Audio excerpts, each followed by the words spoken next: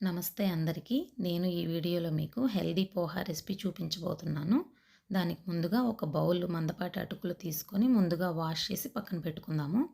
తర్వాత ఈ ప్లేట్లో చూపించేటువంటి పదార్థాలన్నీ రెడీగా ఉంచుకుందాము. తాలింపు గింజల్లో పల్లీలు గనక యాడ్ చేసుకున్నట్టయితే మనం పోహా చాలా టేస్టీగా ఉంటుంది. దీనికి ముందుగా ఒక కడాయి తీసుకొని స్టవ్ మీద పెట్టుకొని ఒక స్పూన్ వరకు ఆయిల్ అయితే వేసుకున్నాను. అది వేడవ్వగానే మనం ముందుగా పెట్టుకున్న పల్లీలు వేసుకొని వేయించుకుందాము. ఇవి కొంచెం ఒక 2 మినిట్స్ వేగిన తర్వాత మన టేస్ట్‌కి బాగుండాలి అనిపిస్తే గనక 3-4 జీడిపప్పు పలుకులు కూడా యాడ్ చేసుకుందాము. జీడిపప్పు వేసుకోవడం వల్ల పోహ మరింత టేస్టీగా ఉంటుంది. తర్వాత 2 రెమ్మల కరివేపాకు, ఒక స్పూన్ ఇంగువ వేసుకొని కలుపుకుందాము.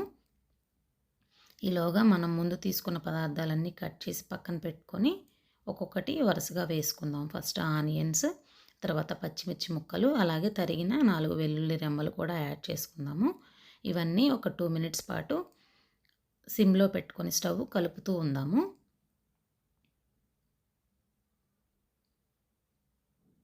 ఒక 2 మినిట్స్ తర్వాత ఇలా మగ్గిపోతాయి. దీని మీద మనం కొంచెం పసుపు అలాగే ఉప్పు కూడా యాడ్ చేసుకుందాము.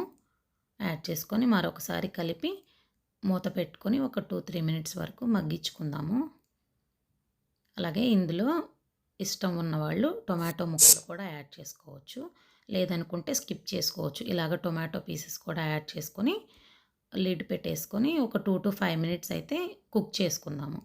ఈ 2 మినిట్స్లో మగ్గిపోతాయి ఇవన్నీ. ఈలోగా మనం ముందుగా పెట్టుకున్నటువంటి అటుకులు వాష్ చేసి పెట్టుకున్నాం కదా, వాటిని కూడా ఇందులో వేసేసుకొని కలిపేసుకోవడమే.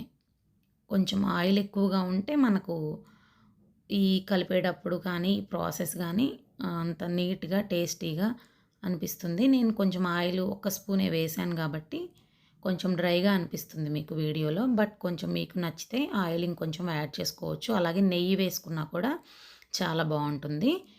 ఈ పోహా అయితే రెడీ అయిపోయింది మనకి. లాస్ట్గా మనం కొంచెం కొత్తిమీర చల్లుకొని ఇలా మన ప్లేట్ అయితే రెడీ చేసేసుకుందాం.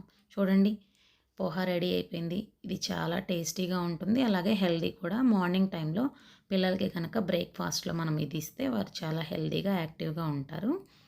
నేను మాత్రం ఇది మా పాప కోసం రెడీ చేశాను. నా ఫుడ్ అయితే మారదండి. ఫస్ట్ మీల్ మాత్రం నాకు కంపల్సరీ రా ఫుడ్ కావాల్సిందే. సో నేను నా ప్లేట్ కూడా రెడీ చేసుకున్నాను పనిలో పనిగా. అలాగే ఈరోజు నా రా ఫుడ్తో పాటుగా ఒక బ్లాక్ కాఫీ తీసుకున్నాను.